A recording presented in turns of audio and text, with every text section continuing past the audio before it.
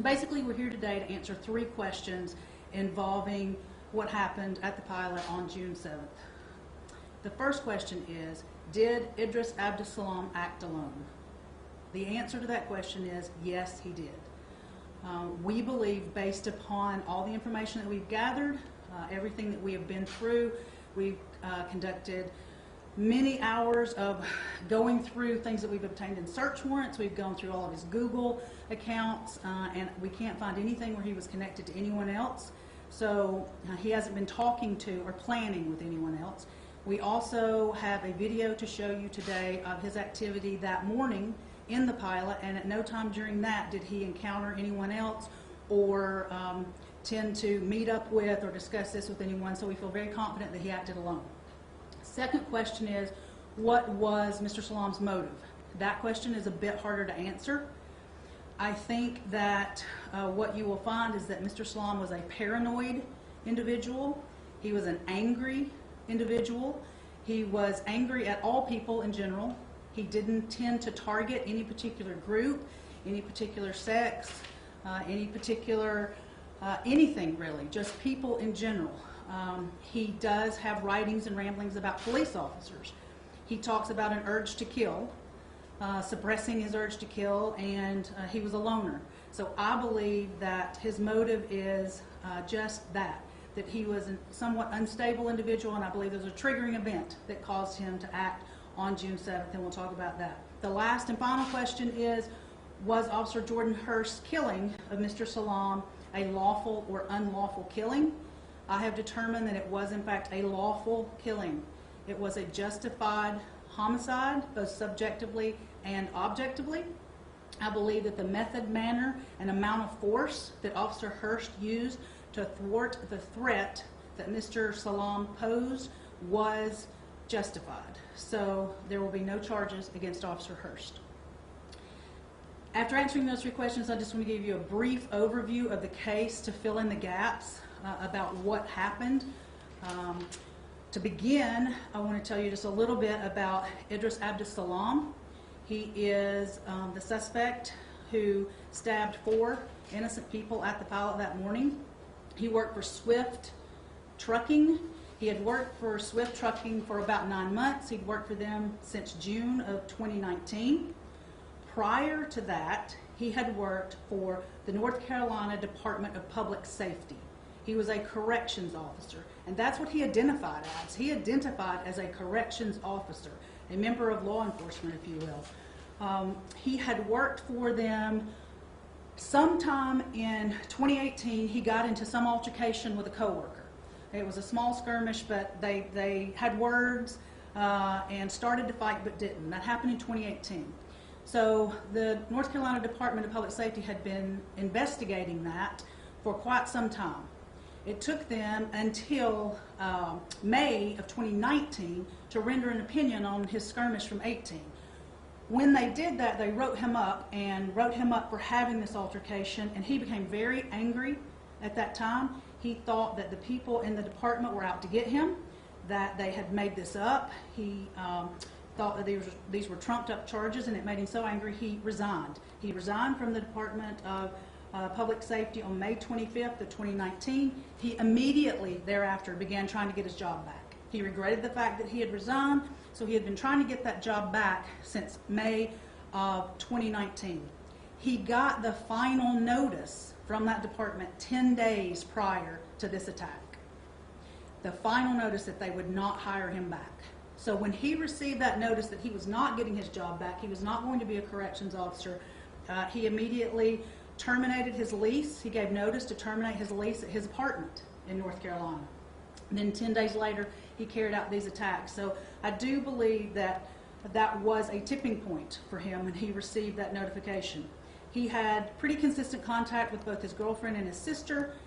Both will tell you that at times he would isolate from them and cut them off for weeks or days at a time, that he would think they were somehow out to get him. They both talk about the fact that he was paranoid, that he thought people were out to get him. They both encouraged him to seek help. At no time and no place could we find that Mr. Salaam has ever been diagnosed with a mental health diagnosis, and he has never been treated for mental health issues, even though both his sister and his girlfriend encouraged him to do that. It is interesting to note that one of the last texts that his girlfriend had received from him, he talked about wanting to go to heaven. He talked about killing people, and he talked about wanting to go to heaven.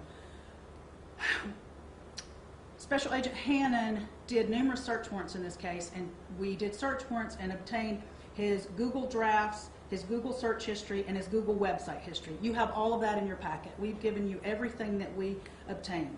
What you will find is he kept sort of a diary, and he kept that in his Google Gmail account in his deleted space. We found 66 diary entries.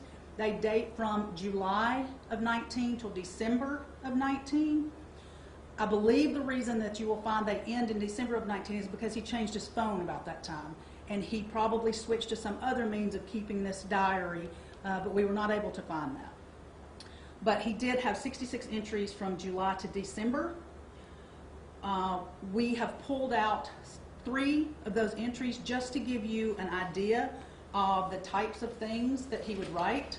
We're going to display those 3 entries now. These were found in his Google drafts. September 3rd of 19 at 10:07, he wrote, "I'm forcing myself to be happy, but I'm not. I won't pay back. These blanks cost me too much, bro. They took away my simple, peaceful lifestyle.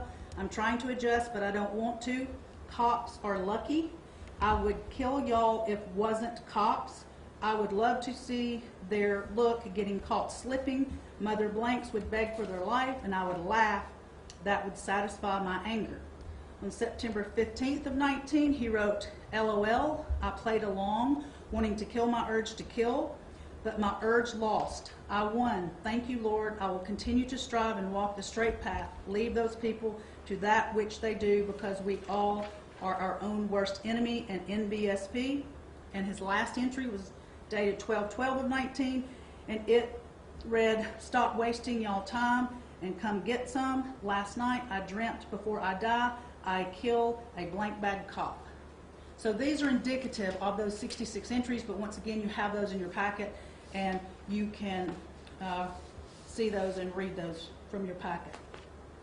There's also been some talk in the media about a notebook that was found in the truck, his Swift 18-wheel truck that was parked in the lot. There was, in fact, a spiral-bound notebook in that truck. There was nothing in that notebook but 2 pages that were written on. It wasn't a full notebook by any stretch. 2 pieces of paper were obtained from that notebook. There's no date on them. We do not know when they were written, but because they are out there, I want to show you those as well. These are the 2 pages from that notebook. The first stating, "My name is Idris Abdus-Salaam. I know not who I am or my purpose in this world. I do know I hate people. I've been abandoned and mistreated, manipulated into doing something as a young man that haunts me every day. I intend to repay those invids one day. I hate them all. I used to pray, but no more. I will serve my own will. SHK is my one rule." We also know from his writings that SHK stands for should have known. The second piece of paper in that spiral-bound notebook read, "3-day detox, teach, take 2. I'm sleeping, I will call back. I miss sex, little eternal, every blank is now God. Idris want Iblis, Iblis want Idris."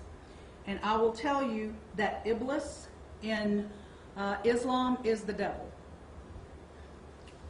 So those are things that gave us basically an insight into his mindset and perhaps help us with motive.